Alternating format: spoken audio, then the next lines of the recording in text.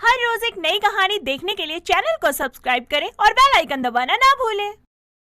प्रीति की माँ उसकी शादी को लेकर बहुत परेशान थी, क्योंकि सुंदर होने के बाद भी उसकी शादी नहीं हो रही थी। कई रिश्ते तो हाँ करने के बाद भी शादी के लिए मना कर दे रहे थे।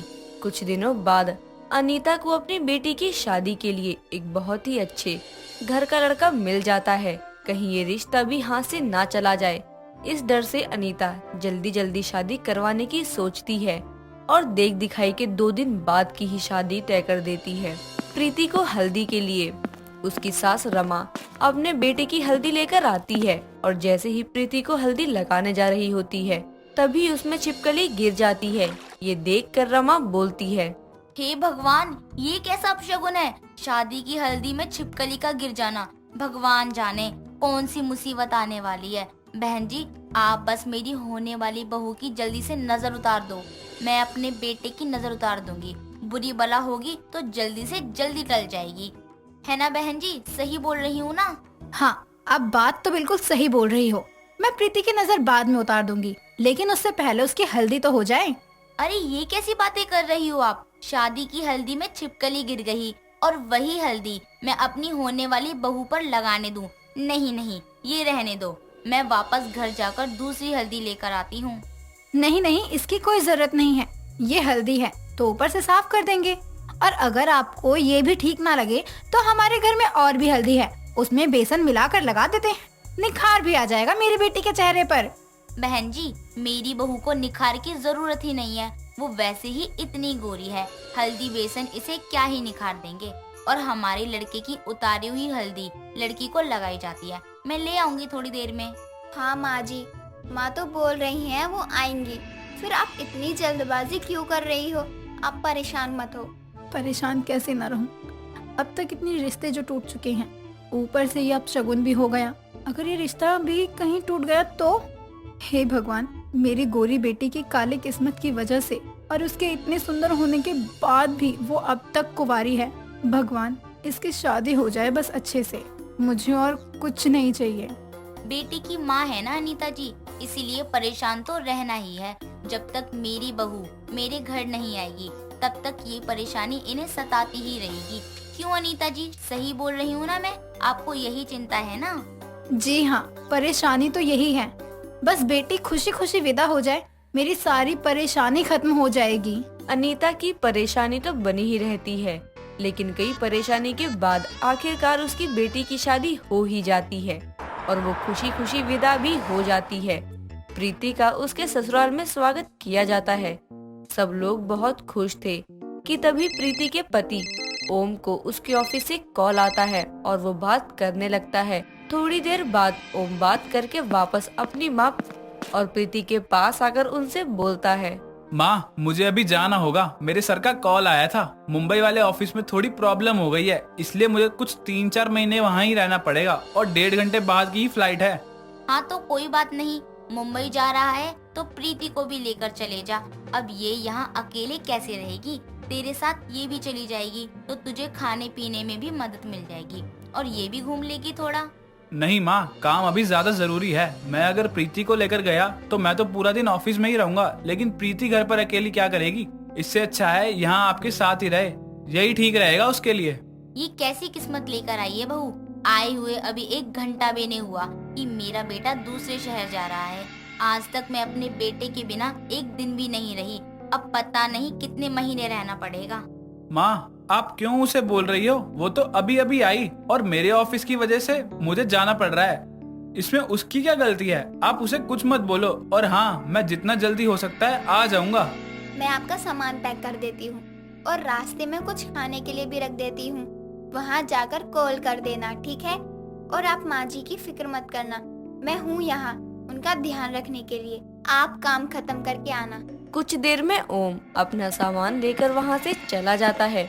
ओम के जाने के बाद रमा भी बड़ी उदास हो जाती है, क्योंकि उसके हिसाब से अभी उसके बेटे का घर बसा ही था और उसे जाना पड़ गया। धीरे धीरे कुछ दिन निकल जाते हैं। प्रीति घर को काफी अच्छे से संभाल लेती है। कुछ दिनों बाद रमा की पड़ोसन कांता आती है और रमा से बोलती है, अरे रमा, तुझे बहुत इंतजार था ना मोहल्ले में होने वाली प्रतियोगिता का। तो अब इस बार की प्रतियोगिता का दिन फिक्स हो गया है। अगले महीने की 6 तारीख को है प्रतियोगिता। और इस बार प्रतियोगिता में इनाम क्या रखा है? और हाँ, इस बार किस चीज की प्रतियोगिता है? अब तो तू ये समझ कि ये प्रतियोगिता और इनाम जैसे तुझे और तेरी बहू को ही ध्यान में रखकर बनाया गया है। अच्छा, ऐसा क्या इनाम और प्रतियोगिता रख दी इन मोहल्लों वालों ने? इस बार ब्यूटी कॉन्टेस्ट है और तेरी बहू तो है ही इतनी सुंदर और गोरी चिट्टी, और इनाम में भी असली सोने की चैन है। अब तो वो पक्का तेरे घर ही आने वाली है।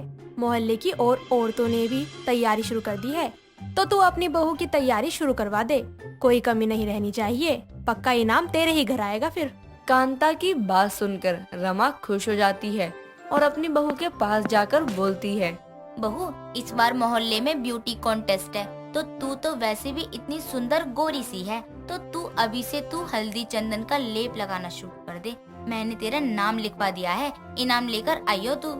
माँ जी, कम से कम मुझे बता तो देते, आपने मेरा नाम प्रतियोगिता में लिखवा दिया है। बहू, बताना क्या है, जो मैं चाहती हूँ तू वही करना। मेरा तो मानो जैसे ये सपना था कि मोहल्ले की प्रतियोगिता में मेरी बहू भी भाग ले, और अब तो मेरी बहू आ गई है, तो तैयारी कर। ठीक है माँ जी, आपको अगर मेरे प्रतियोगिता में भाग लेकर जीतने से ही खुशी मिलेगी तो मैं इसमें भाग लूंगी और जीतूंगी भी, लेकिन इसके लिए सामान भी तो होना चाहिए ना। सामान ले आओ ना माँ जी आप। ठीक है, मैं अभी जाकर मेकअप का सारा सामान लेकर आती हूँ, वरना मोहल्ले की औरतें तो दुकान पर कुछ भी ना रहने दे। तू अपनी सारी अच्छी वाली साड़ी भी एक तरफ कर दियो, उनमें से कुछ पहनना है तुझे। रमा प्रतियोगिता के लिए बहुत ज्यादा खुश होती है और अपनी बहू को सुंदर दिखाने के लिए ना जाने कौन कौन से लेप लगाने लगती है। धीरे धीरे प्रतियोगिता का दिन नजदीक आ जाता है। प्रतियोगिता से एक दिन पहले ही रमा अपनी बहू के चेहरे पर हल्दी चंदन का फेस पैक लगा देती है।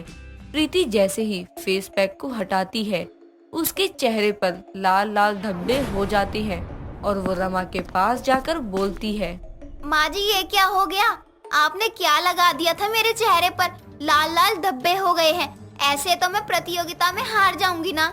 ना जाने कौन सी काली किस्मत लिखवा कर आई है तू। इतने दिनों से तो सब ठीक था, प्रतियोगिता से एक दिन पहले ही ये सब होना था। लगता है मेरा सपना सपना ही रह जाएगा। माँ जी, लेकिन इसमें मेरी क्या गलती है? मैं तो वही कर रही थी ना जो आपने बोला था। गलती तो तेरी काली किस्मत की है। जितनी तू चमकती है ना, अगर उतनी ही तेरी किस्मत चमक जाती तो कितना अच्छा होता। अब क्या मुंह दिखाऊंगी मैं सबको। रमा बहुत ही उदास हो जाती है। अगले दिन प्रीति प्रतियोगिता के पहले ही राउंड में बाहर हो जाती है। रमा अब तो प्रीति की काली किस्मत को ही कोसने लगती है और रोज रोज प्रीति को ताने देती रहती है। ऐसे ही दिन निकलते रहते हैं। कई दिनों बाद ओम वापस घर आता है।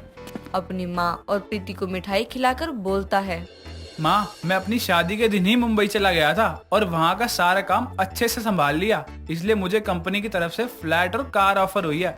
अब हम फ्लैट में रहने वाले हैं। ये तो बहुत अच्छी खबर सुनाई है आपने।